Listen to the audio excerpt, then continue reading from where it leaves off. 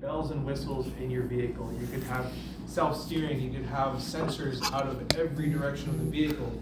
You could have monitoring for your speeds and everything, but it only works if the driver is aware. Until vehicles are fully automated, that is not going to be in effect. It's always on the driver. On page 7, we have the HTS system explained more. You can look over this. I'm just going to kind of breeze through that, but I just want you to know that that page is there for you to kind of review the HTS system itself. Now, we're going to talk about the vehicle systems and ergonomics. So, before we get into that, I'm actually going to talk about page 9, written rules of the road. I'm going to read through a couple of them, and that'll be that. So, basic driving rules. The following are the basic rules of the road. So, number 1, always drive to the right center line on a two-way road. What is the center line? How do we identify it?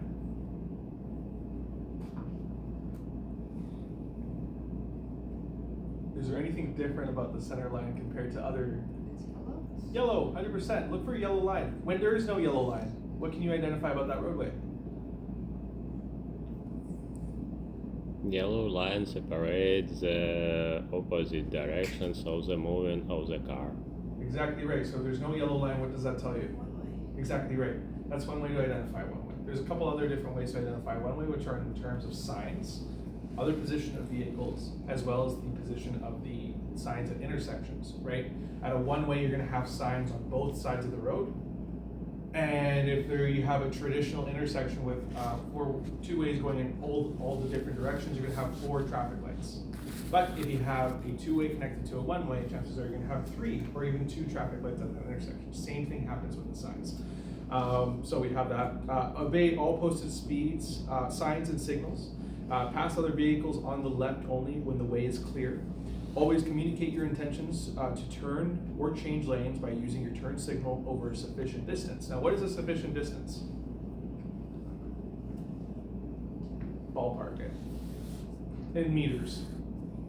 Like 3? It's actually going to be 30 meters in an urban area. You want to activate your signal.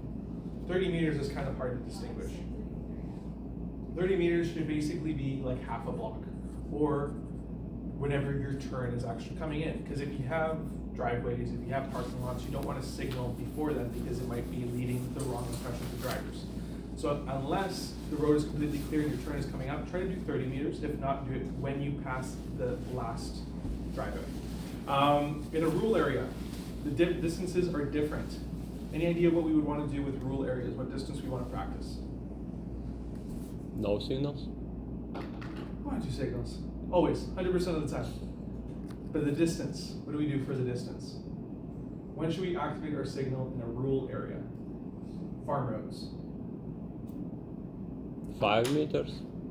1 second? 100 meters. 100? 100 Why? meters away is when we want to activate our signal. Now, a good way to identify this, because for me, I don't look at the floor and think about 100 meters on the actual roadway. Electric poles, or what are they called? I'm blanking out right now. Power lines? Power poles, power lines, exactly right. The old ones that were in those rural areas, which are still present, are 100 meters apart. If you can imagine one pole to the next, that is 100 meters. The newer ones that have been installed, so they're going to be metal, or they look a little bit different, those ones are going to be 75 meters.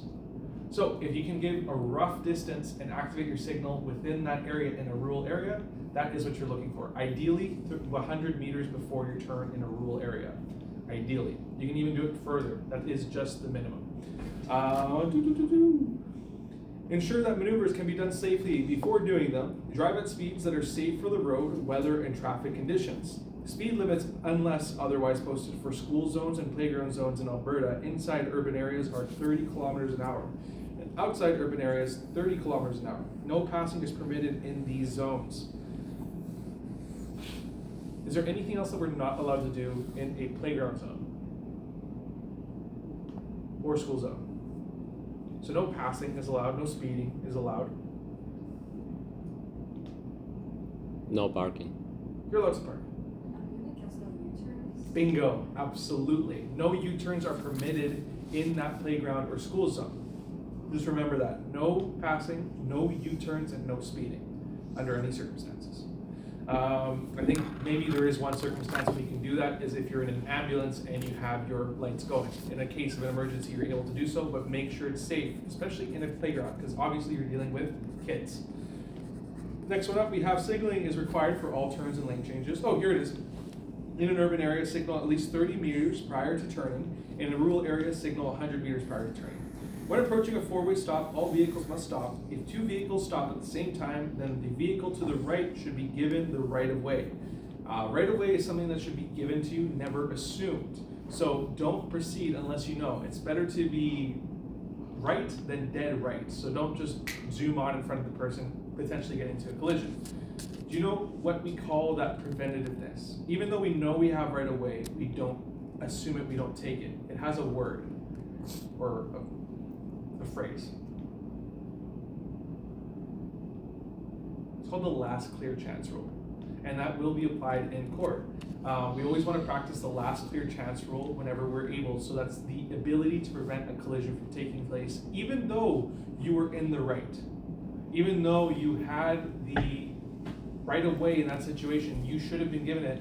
You don't pull forward, encouraging that collision, encouraging that situation. So always release your right of way if you notice someone's not going to follow, so you can prevent a collision from taking place. Never pass another vehicle within 30 meters of a railway crossing, and it is not legal to back into a 45-degree angle parking stall. Do you know why it's not legal in the book to back into an angle parking stall? You're going against traffic when you're parking. That's the main issue. Usually in an angle parking stall, you have one-ways going in a particular direction. If you pull out of that one way, you also have to turn wide, and you have the risk of going in the opposite direction of the road if you're not thinking clearly. Maybe you forgot it was a one-way. So to prevent that altogether, try to park nose in. What you do on your own, I'm not going to say, but at least you know it is not legal to back into a 45-degree stall. Now, visual rules of the road. Signs may display symbols, words, or combination of both. Always read the word message from left to right and then top to bottom. So, number one, octagon means stop. Inverted triangle means yield. Vertical rectangle gives a regulatory message. A square can be information or regulatory. Number 5, diamond shapes are warning signs. 6, pentagon means school area. Crossbuck means highway rail crossing, and then rectangle can be information or regulatory. Any of those ones that you have questions on? Okay, perfect. And then we have rules and regulations continued on the right side that I'm just going to quickly read through. And that's road signs first are designed for easy understanding, uniform shape, and colors. There are 3 types of signs. Number 1, regulatory signs, red, white, or black and white, or blue and white. Number 2, warning signs are always going to be fluorescent green, or black and white, or blue and white. I think I just read over it. Sorry, warning signs are going to be fluorescent green and black, or yellow and black, or orange and black. Sorry about that. Number 3, information signs are going to be brown and white, or green and white, or black and white route markers. Playground zones are in effect from 8:30 until 1 hour after sunset, 7 days a week. Now, 8:30 is only applicable for provincial. What is the municipal time? So Edmonton. What is it?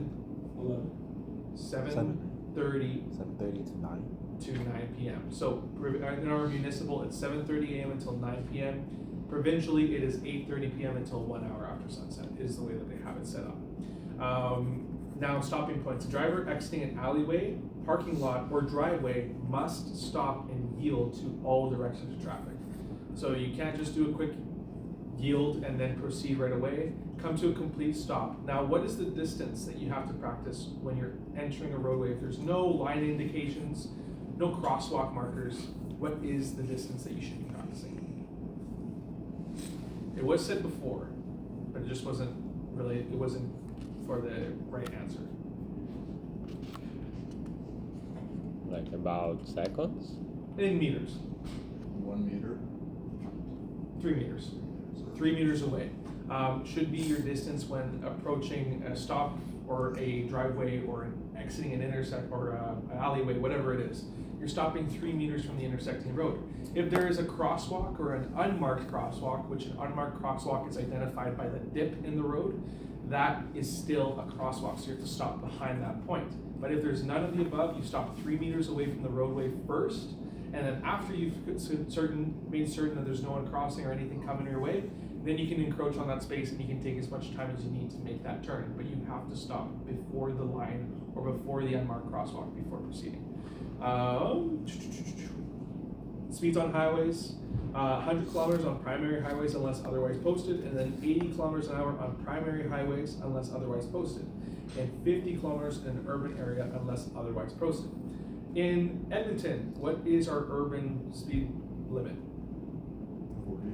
40, bang on. So just remember, whenever you are in a different municipality, just make sure you're 100% on what speed is set. You'll usually see signs that are put on the road kind of letting you know, but 40 is Edmonton's and the rest of the province is 50. Flashing red. A flashing red traffic light means stop and has the same meaning as a stop sign. So if you're ever approaching an intersection, it's flashing red, you come to a full stop, proceed. You're still practicing most likely the right-of-way rule unless you see different lights coming from the opposite directions. Usually one will be red, the other one might be yellow, or it might be vice versa. If you're approaching a yellow flashing light, what do you do? Yield, 100%. There we go. Signaling distance, we already talked about that.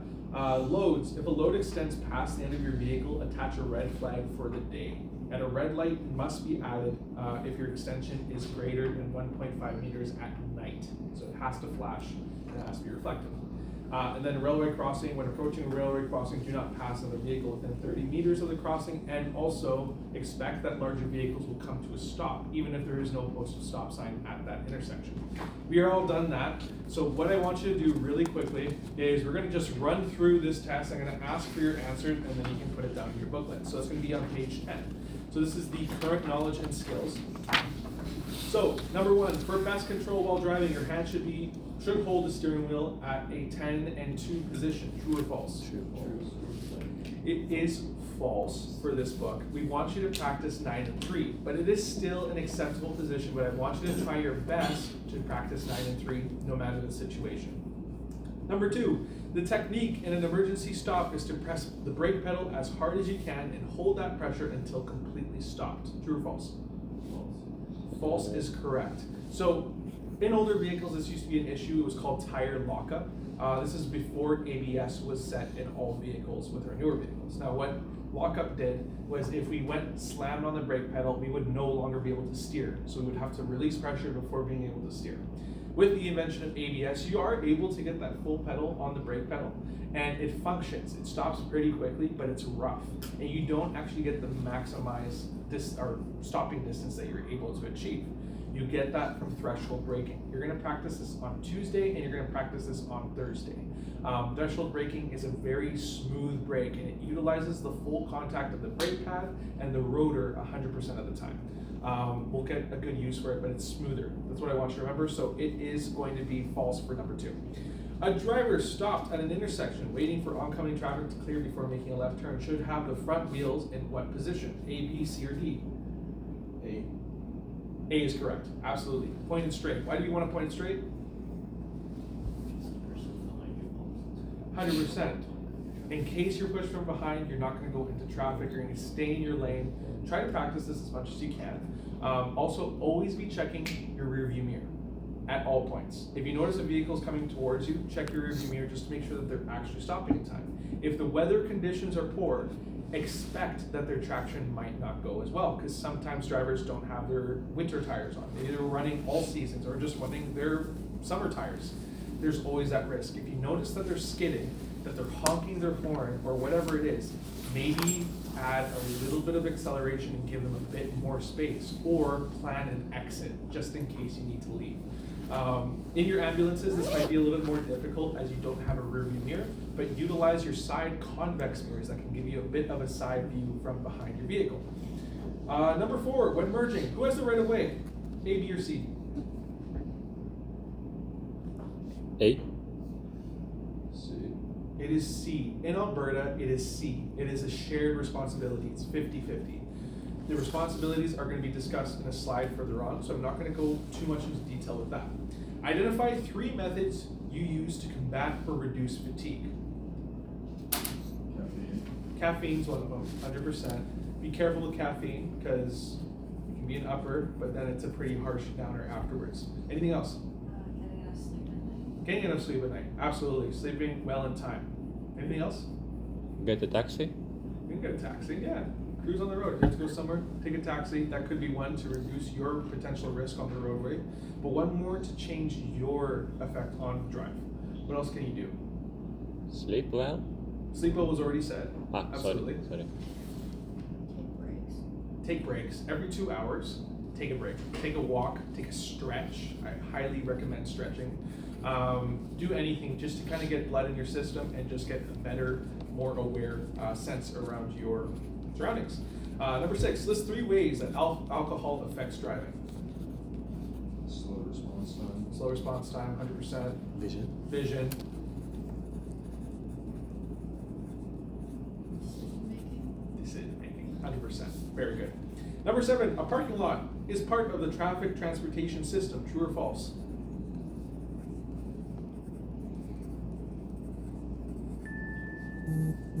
True is correct. It is true. Now, some people think if they pull into a parking lot, they are exempt of the rules of the road. Maybe they can't even get away from a ticket with a cop. That is not the case. The only time that you can do whatever you want on a road is if it is a private property. Now, private property isn't just your Walmart parking lot. Even though they have the sign, it's not private property. Public is still able to enter and exit to do their sales or whatever it is that they do there. True private property needs express permission from the owners and usually has gated areas that you need express permission from that owner. At that point, you are able to do what you like under the owner's permission. An example of that is at Rad Torque Raceway. We rent out a lot and it is on private property. We are able to access the speed to do our track portions on the main road as well as the gravel road. This is the only case where you're able to do that. On a public parking lot like Walmart or a public parking lot like, I don't know, West Edmonton Mall, that does not apply. It is still under the HTS system. Number 8, when road surfaces become slippery, you should what? C. Decrease speed and increase following distance is correct. Very good. A playground zone in effect in Alberta is what?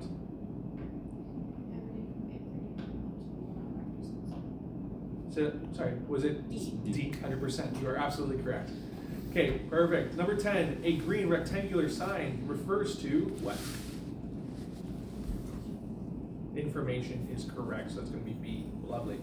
And alcohol is a depressant is correct, absolutely. The color orange on a traffic sign means general, no, temporary traffic instruction. So it's going to be like your construction, lane ending type of signs. It's going to be orange. List 4 proactive driving rules. What can we do? What are some proactive driving rules? Shoulder check. Shoulder checks, 100%. Signaling. Signaling, 100%. Following distance, I love it. Perfect. Anything else? Have we talked about stopping distance yet? Do you know what our stopping distance should be behind a vehicle? About 1 car space. Now, the way that we can identify that without stepping out of our vehicle and taking a look at the space that we have in front is by the perspective of our vehicle in front through our windshield. Now, the perspective that I want you to always try to find is a bit of tire and road surface is what you want to see through the windshield. If you can't see their tire and you can't see road surface, chances are you're less than a car distance away. Now, this perspective does change. The higher you are, the bigger the vehicle. Even if you have that perspective, it is not sufficient. Try to always practice that space as much as you can, so getting a good evaluation as what to that space, what you can add to that space. But the perspective is tire and a little bit of road surface. It doesn't have to be a lot, but that is your safe distance. In all cases, just realize the stopping distance doesn't affect your drive whatsoever. You're gonna get going at the same amount of time, but what it does, it reduces the excess of a collision. Now, do you know why we practice that stopping distance? In case you get rear-ended. You don't add to the collision ahead of you. What else does it provide? room to pull out in case vehicle in front of us comes to a stall. They can't move their vehicle and you have a person right on your bumper. So you don't have to back up, go forward, and then exit. That's what something it can reduce. If there's one more thing that really helps out and helps your trade in specific. Pulling over. So whenever you have emergency lights behind you, you're expected to pull over. On a 2-lane road, it's going to be to the left and to the right. On a 3-lane road, the first 2 lanes are going to go to the right, and then the left lane will go to the left. Now, if you're not practicing that safe distance, it's difficult for you to get fully over. You can get your nose in, but your back end is still trailing, blocking traffic. While keeping an excess amount of space in front, you're able to move over simply, fully, so that emergency vehicles can get through in a safe and efficient manner and can provide lots of space. Now, those sometimes emergency vehicles are a bit more narrow, taller, and those are like the Ford Transit vans. But sometimes you have the GMCs, express vans, which are wider and boxier. That is when you're going to really appreciate that drivers adequate that space so that they can fully move over.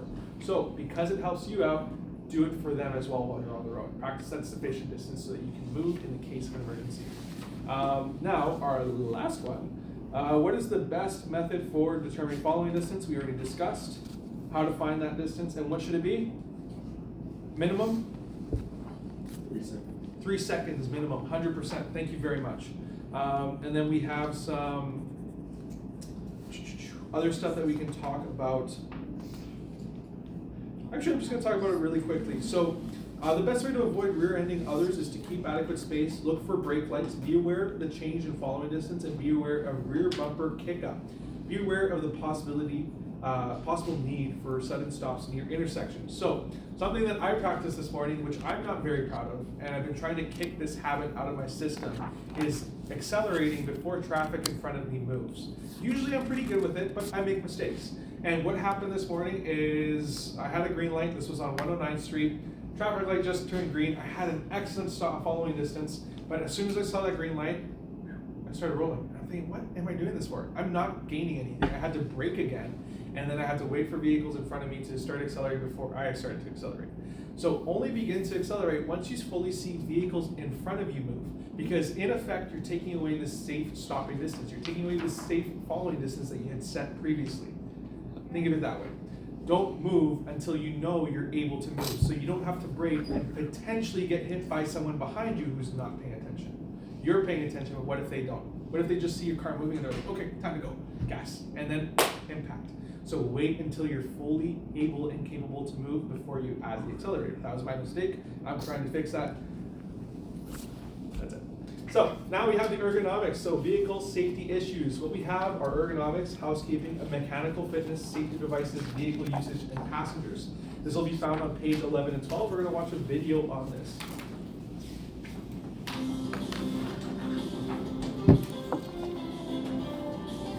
Vehicles we're driving today are safer than they've ever been and continue to improve each year.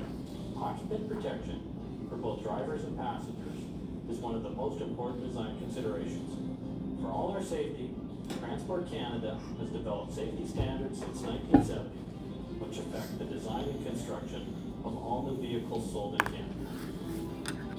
The purpose of these standards is to reduce the seriousness of injuries sustained by vehicle occupants during collision. This is achieved through the development of an overall safety system which removes dangerous hazards from the interior of the vehicle, while at the same time providing occupants with the maximum amount of safe life space within the passenger compartment. Windshields used to be made of solid glass, which shattered on impact and caused severe lacerations. Today, however, windshields have a sheet of supple plastic separating 2 layers of safety glass. This laminated windshield actually cushions any impact and prevents this Oh my God, I'm so sorry. time providing on impact and prevents the serious injuries that used to be caused by windows made only of glass in 2 ways. It helps keep the passengers in the vehicle, and the glass shatters in smaller, less dangerous pieces. Another area of danger in front collisions is the steering column. Drivers were often killed or critically injured by this very rigid object. The column is now built to collapse upon impact, and the steering wheel is designed to absorb the force that would be exerted on the driver's chest and after the airbag has deployed. Due to the implementation of these safety standards, curved or padded accessories have replaced pointed or jagged ones. such as protruding knobs, switches, and levers. With a strong force, the rearview mirror breaks away from its base. The occupant space is padded at strategic points to better protect the passenger, like the dash, the doors, and the roof. Standards have also been implemented to strengthen seats and the methods of anchoring them in vehicles. Head restraints were implemented to reduce occupant neck injuries in rear end collisions. The ability to adjust them has been added to ensure their proper use. Doors are reinforced by beams that reduce the amount of penetration into the occupant space during a side collision. Side airbags further protect passengers in some vehicles. Improved hinge and lock systems help to ensure that doors remain closed during collisions. And interior double locks prevent doors from opening accidentally. A safer hood was designed to prevent it from passing through the windshield during a frontal impact.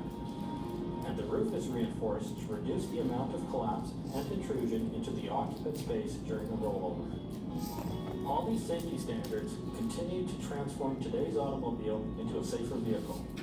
At the moment of collision, all of these safety devices work together to preserve each occupant's life space in the passenger compartment. The occupant space is like a protective box that can withstand much of the force of an impact. As long as there is life space left for the occupant, it is possible to survive most collisions. Okay, pretty dated vehicle, but the idea is the same. As vehicles improve, they have gotten not only safer, but also ergonomic wise. They've gotten more comfortable, much larger. Now with that, hazards do present themselves. So I'm sure you very well noticed, someone said it before, headlights from behind. Now the reason why those headlights are so much more difficult nowadays are because the position of the vehicle can sometimes be higher. So they're most likely hitting the direct portion of your windshield rather than the bumper of where they should be. But also the introduction of xenon headlights or LED headlights can be a harder blue or harsher blue. For me, I thought I was going wacko, but I'm in a Corolla, I'm more low to the ground, and I go around vehicles on the highway, and that is where it feels like they have their high beams on, but sometimes it's just the way that the vehicle is set. Now it is the responsibility of any vehicle operator, if they have their vehicle to be lifted or modified in any way, to have their high beams or their low beams, adjusted correctly to be pointed down the road. This is not the case all the time. So what are some ways that we can prevent that from affecting us on the roadway? I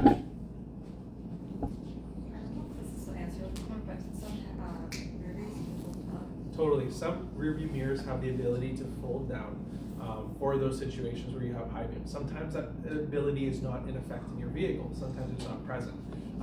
The best that I can say is try to look at certain points. If you're noticing heavy vehicles coming from the left side and their high beams are right on you, try to watch the yellow line or the white line to your right side.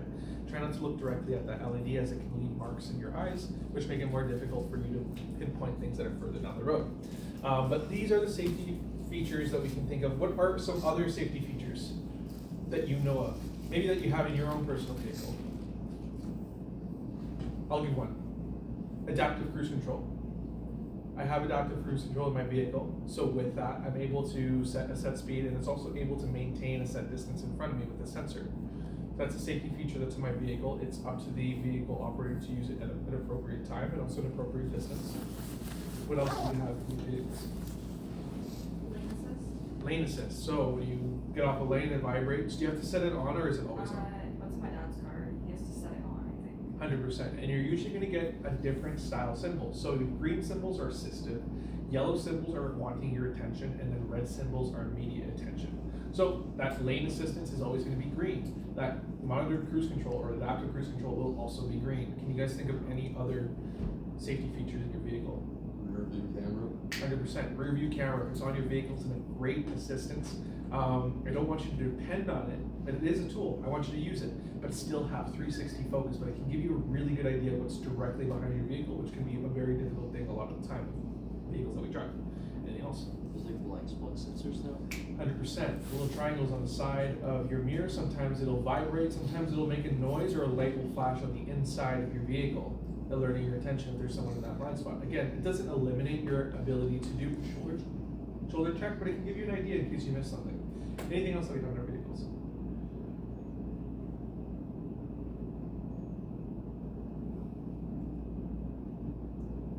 Have any of you ever gotten close to a vehicle and then a red warning pops up on your dash? Flashing light maybe illuminates on your windshield, or you might feel vibration. That's a safety feature.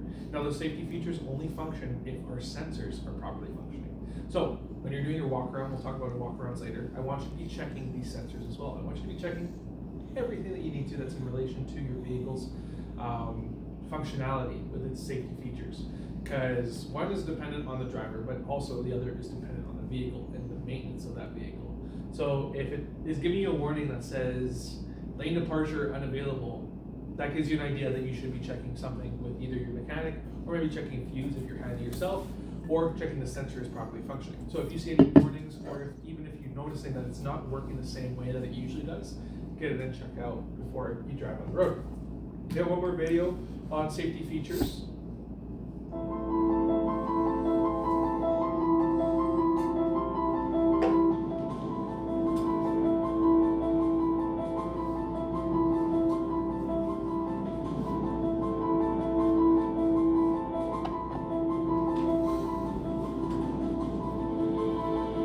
Electronic Stability Control, or ESC, is a safety technology found on all light vehicles built after September 1st, 2011. The ESC safety feature is designed to help you stay in control of your vehicle during an emergency situation, such as when you need to brake suddenly or swerve to avoid a potential road hazard. The way the system works is ESC monitors the direction of the steering wheel versus the direction of the vehicle, upwards of 20 times per second. When they do not match and the system detects a skid or if the tire spins, the ESC will automatically apply braking to certain wheels, reduce engine power, or both. By having an ESC system on the vehicle, it can actively prevent and reduce wheel spin and possible skids before the driver becomes aware of the problem. ESC is automatically on whenever you start your vehicle. Some vehicles have an ESC off switch. This switch is needed to disable ESC during certain situations, such as when you are stuck in snow. If your vehicle has an ESC off switch, refer to the vehicle's owner manual for more information. Vehicle safety features can lead to a false sense of security among some drivers. Remember, ESC technology does not and cannot change the laws of physics.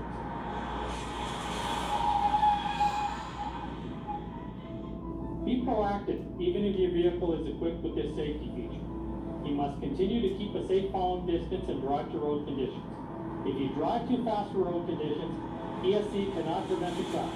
Like other vehicle safety features, ESC is simply a tool to help you maintain control. Hang on. So, one thing on page 12 and 13 that we have are the differences between passive safety features and active safety features. So passive safety features, you can see, are always set once you set them up. So that's going to be like your head restraints, your airbags, your padded and protected interiors, as well as your lights. So you can't change it, but this functionality is there for you to use. Your active safety features are things that you add on. So that's going to be like your lane departure. That will be like your adaptive cruise control or your parking sensors if it has an option to turn on or off. Or the ESC, exactly what was discussed earlier. So another thing is to always set your seatbelt at the appropriate height. Now with your seatbelt, you want to make sure that it is flat and flush across your chest and below your waist, or on your waist, I should say, to properly set your seatbelt whenever you're doing so. But we have tons of examples. We also have one video here. I'll let it go. Most manufacturers of cars and trucks are looking to adding new and better safety features to their vehicles. Everything from side assist, backing assist, front crash prevention, park assist, and what some refer to as active lane assist. Of course, these all help, but until we have cars with complete robotic systems, drivers will continue to be the masters of their own fates. Here's a few examples of the new innovations. Blind spot detection systems use sensors that monitor nearby lanes and determine when other vehicles approach or enter a vehicle's blind spot.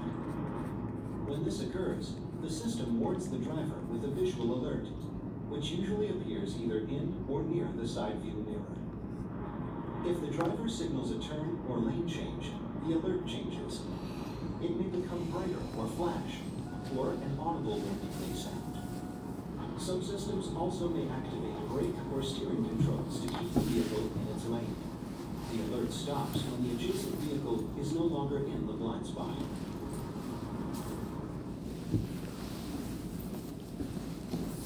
Forward collision warning and autonomous braking systems monitor traffic in front of a vehicle and warn the driver of a potential collision. Sensors determine the distance and relative speed between vehicles. If the system thinks a collision may occur, it warns the driver, usually with an audible alert, which may be accompanied by a visual alert on the instrument panel or on the windshield. Some warnings may produce a physical sensation, like tugging on the safety belt or pulsing the brakes. Most systems also pre-charge the brakes to maximize their effect if the driver responds to the warning. If the driver doesn't brake or steer to avoid a collision, some systems may close the windows, tighten the safety belts, or adjust the seats and head restraints to reduce injuries. Some systems automatically brake the vehicle to mitigate the severity of the crash or prevent it altogether.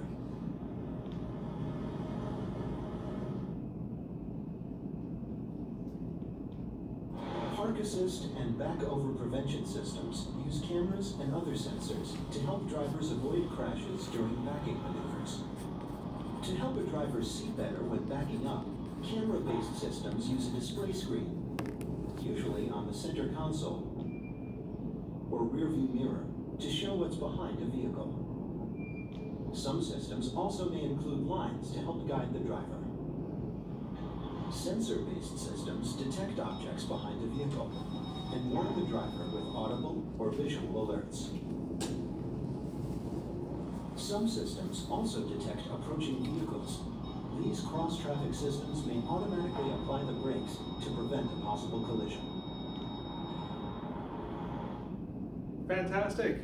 So there's that visual, just to kind of get that properly identified on page 14 and 15. Same one as last time. I'm just going to walk through some questions, get your answers, and then you can fill in what we have in the blanks. So, number one, identify the things that you must check in a pre-trip inspection. Just a few. What should you check in a pre-trip? Sensors are working. Sensors are working, 100%. Anything else? Tire pressure. Tire pressure, 100%. Check your tires in general. We'll talk about that later in the week. We'll have a whole day for inspections. Anything else? Brakes, yes. Lights as well. Brakes, lights, all lights functionality, very good. Perfect. And then list the items you would look at during a normal circle check. So this is not for an inspection, just your regular circle check. Fuel? Fuel. For sure. Sorry. Fuel tank. How many? Fuel tank, 100%. You can check your fuel tank, make sure that you can get to where you need to go. That can be checked. Anything else? Tires, you can do your tire check, absolutely. You're mainly just looking for a general check, making sure there's nothing in front or behind your tires that could potentially puncture, or directly behind that you might drive over. Anything else?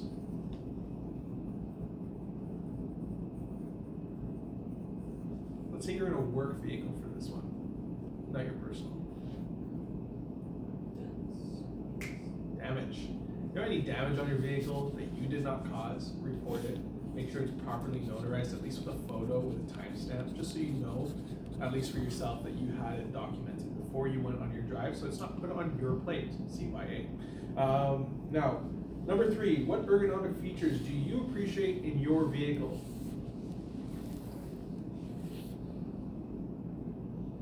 I'll start off. I really like having heated seats. Well, sometimes, if I'm on it and I don't get sweaty, but I like it. Anything else that you like ergonomically? Heated steering wheel. Heated steering wheel, absolutely. Anything else? It could even be visibility. I have an SUV back in Calgary that I love, and that SUV has much more narrow frames. So it is a fishbowl. Everyone can see me, but I can see everyone as well. I have a very good view of what's around my vehicle at all times. I like that feature of my vehicle. Anything else that you can think of? Moving my rear view mirrors electronically. 100%, absolutely. Rather than manual or having to stick your finger to adjust it, get back in your seat, adjust it again, run around and everything, that's all properly set. Lovely. Now, what ergonomic features are problematic in your vehicle? Does anyone drive a Mustang? No? Okay. Mustangs have terrible blind spots. Their pillars on the back seats are very thick. So you really do need to do a shoulder check, or you really do need to check your mirror thoroughly before doing it, just because you don't have the access or you don't have the view. Oh, in fact, mine has right-hand drive, so sometimes visibility is something. 100%, absolutely. I'm guessing you love your vehicle. I love my car. Exactly right, but there is that ergonomic downside, absolutely. Anything else? My mom's a victim of it. I'm trying to get her to change, but she has just a ton of stuff on her dash. Now, it's really cute, and I love seeing, I don't know, your squishmallows or your rubber duckies, whatever it is, but that can also affect you for your visibility, or distractions, or even things falling. It can cause you to focus on that more than what you see on the road. That could be a problematic ergonomic feature you have in your vehicle. Anything else? Sensors, especially here, because they covered in snow and they start freaking out. Totally, you get all the alarms, the bells and whistles, absolutely. Sensors can be great, but sometimes problematic if you're not presently using them all the time. Or it just can give you, your vehicle, a lot of distractions while you're driving, so love that. And then, we've already talked about the technology, so let me just kind of breeze through that. How would you describe a proper seating position? What should we be looking for in a proper seating position? Or what should we be avoiding? Sitting too close to the steering wheel. Sitting too close to the steering wheel, absolutely. Too reclined. What's that? Sitting too reclined. Seating too reclined, absolutely. Good posture when you're set up on the steering wheel. Now, a distance that they say is we want 25 centimeters away from the steering wheel's face to our chest. Now, that distance to me is around roughly this. Two of these bad boys against the steering wheel should give me roughly around that 20 to 25 centimeter distance. I want you to try to practice that as much as you can, but an even simpler way to identify that is if your hands are at the 9 and 3 position and you only have a light bend in your arms. If you're crunched up or your height, you're extended, then chances are that steering wheel is either too far or too close. Another thing that we want to be focusing on with our driving position is my feet. How do I want my feet? How many of you drive manual here? Let me just make that very clear. Anyone drive manual? Not now. Not now? Do you drive it currently? Not right now. Okay, everyone's in an automatic for right at this moment. So, how should we be seated in an automatic vehicle? What should we be doing with our feet? Legs straight. Legs kind of straight. We still want a slight bend. We don't want them to be extended because that can cause strain in our legs. So we want it to be at leg length roughly a 25 to 30 degree angle in our leg. But is there anything else we want to be focusing on with our legs? Do you ever want to be two hands on the pedal? No. So we want to have one leg on the pedal, the gas and brake. We want it to traditionally be in between the pedals. What I want to focus on is that my left foot is like an anchor point on the floor. And I can pivot from my gas to the brake without having to lift up my leg or shuffle it. We want it to be constantly pivotable so that I have full use of that pedal and I can react in a safe and efficient manner. My left foot, what do I do with my left foot? Just on the floor. Just on the floor. Now, do I want it like this? Or do I want it out? There's something in that vehicle floor which is called a dead pedal. You know what I'm talking about? Slightly angled, it's a stiff portion of the board. We want to use that. Why do you want to use that?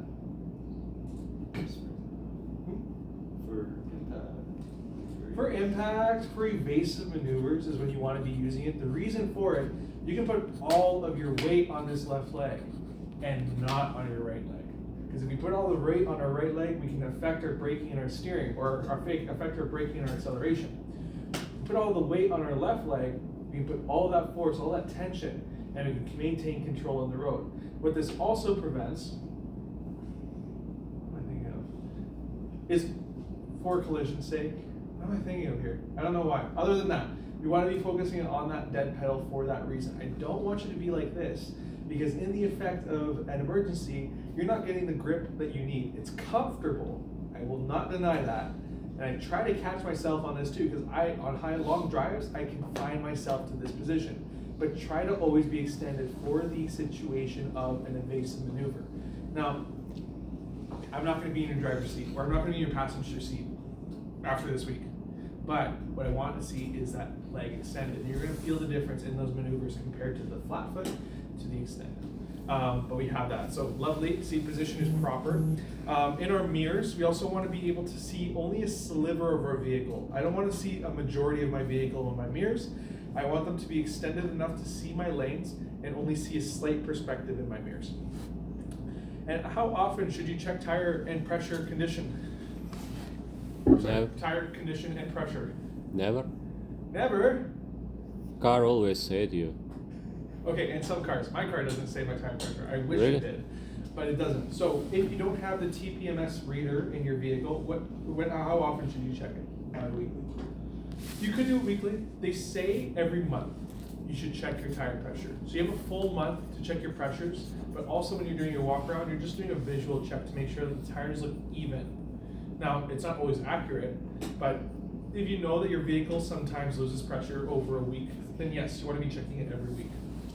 But if it maintains its pressure pretty well, check it every month. What information determines the correct tire inflation pressure? Where do you find that pressure information?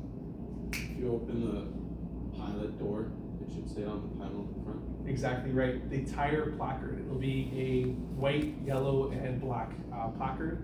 It'll have its max or its preferred PSI on the front, preferred PSI on the back. Follow those ones because it's set by the manufacturer. Do not follow the tire, as the tire is insinuating the maximum pressure on that tire that is recommended. So go with what the manufacturer states. And then what items must you keep clean and tidy in your vehicle in order to make and improve vehicle safety? Your mirrors, 100%. Anything else? Your windshield should be clean and tidy. I love that. Magic eraser does wonders on the inside of your windshield. Anything else? Your dash should be clear, 100%. If you have any Stanley flasks or metal flasks, make sure that they're set in the cup holders or at least kind of secure so that in the event of a crash, it doesn't hit you in the side of the head. And anything that could be large should be somewhere tucked. It could be on the floor of the seat where it's being held by the front seat and the back seat, rather than just on top of the bench seat, causing it to be a projectile. Now, in your emergency vehicle, you might also have a fire extinguisher. Make sure that fire extinguisher is somewhere secure and latched down. I had a client about 2 months ago come in, and still, I always say this, and I'm shocked that it happened, but they came from down south, and they'd done this long drive over here, and we did our circle check, and I checked the trunk of their truck, or the back of the box of their truck. And when I opened it, the fire extinguisher was free, loose, and there was a pickaxe and an axe right next to it. You're gonna do evasive maneuvers that day. If I hadn't done that check, what could have potentially happened is that it could have punctured the extinguisher and blown out of the box. It could have also blown through the cab, causing casualties or injuries, whatever it is. Doing your inspection for that reason is super important. Check it. Not just because boss brought it up and they say everything's fine. Don't take their word for it. You are responsible for the vehicle as soon as you sign in, as soon as you do an inspection. If you clear it out and say, yep, everything's good without checking, you're liable. Don't be liable, be sure. Next one up here, we have list those items that when introduced to your vehicle will reduce vehicle safety. We talked about it. And then contact tire path. So as you can see, under inflation, proper, and over. So under, you're gonna have a portion in the middle, which will not be making pure contact on that steering wheel. So it's important to reference to that safety placard or that tire placard on your door. And check. It's hard to tell visually if all the treads are set. So every month, check your tires just to make sure it's consistent. Consider using nitrogen instead of your air, as it does not fluctuate with heat or cold conditions. You can get it at Costco. I'm not sure where else you can get it, but I just know you can get it at Costco. So I would recommend you fill up your tires with nitrogen because it also decreases the wear on your tires as well. I think there's a little tidbit, yeah, here. Nitrogen is an inert gas which reduces the deterioration of the tire and rim due to oxidation. Nitrogen reduces the changes in tire pressures due to changes in temperature. Much better said, but refer to that, please. Now, we have here overdriving visibility. So, use your low beam headlights when you are within 150 meters behind any vehicle you're following. So just remember maybe that pole distance, right? That rural area you've seen, those light poles or whatever it is, the electric poles. Imagine the electric poles, maybe plus a little bit more. That's the distance that you should be following the vehicle with low beam headlights. After that, you are able to do your high beams, but consider traffic in all states. I tend to not activate my high beams until I'm completely clear. Because I usually can see well ahead because of the vehicle's headlights, and I can react to what they are reacting to as well. But it's important to keep that following distance, especially when you don't have good visibility. Now, you should use your head beam or low beam headlights when you are within 300 meters of any incoming vehicle, so double the distance. Don't activate your high beams if you find a vehicle that's coming towards you at 300 meters. You can maybe, if they have their high beams on, just do a quick flash. But after that, don't encourage it because it can cause issues. If you're not seeing and then you're activating your high beams so they can't see, that's a recipe for success. Try to look at the line, let them pass. Don't create an issue out of something that was minor. And then remember, it is harder to see at night. If you are traveling at the speed that does not let you see an object in time to stop, you are overdriving your headlights. Please remember that phrase. Overdriving your headlights is when you're driving to a speed where you are not able to see what is ahead of you. Usually you can use that second count distance. We want 3 seconds following distance, but we want to be able to see maybe 10 to 15 seconds ahead of us on urban areas, 20 to 30 seconds ahead in rural areas. If we can't see even minimum 15 seconds while we're driving at 80 to 100 kilometers an hour, chances are we're not seeing the distance that we're supposed to. So just make sure that you're presently aware. If you can't see very well because either the headlights that you have on or you're driving too fast, slow it down a little bit so that you can actually react to whatever you're seeing. Lastly, we have the winter services effects on braking distances. So we can see here with wet and dry tires, our stopping distance isn't too much different except for the dry tires stop a bit sooner with our meters here. Our hard packed snow, we have conventional, winterized, and mud snow and chains. The distances vary, and you can see the differences there with hard packed snow. And then glare ice, we have at -5 or 20 degrees Fahrenheit, we have conventional tires, and we can see a big difference between our winterized tires and our conventional tires, but especially with our chain tires. Chain tires, you will have to set and then take off if you use them. I'm not sure if they provide them for ambulances anymore. I know that they took them recently out of the tow side.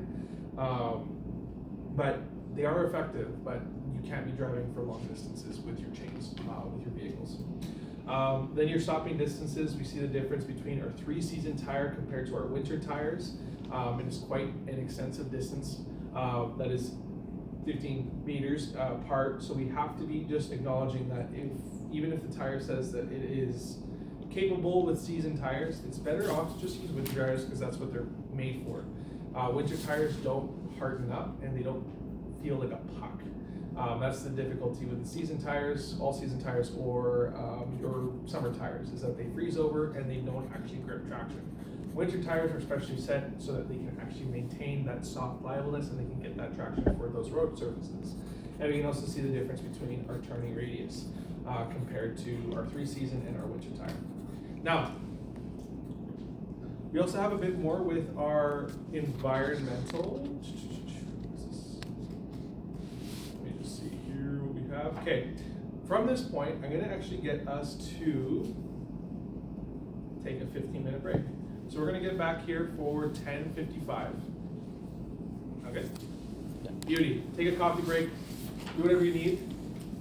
10:55, please meet back here.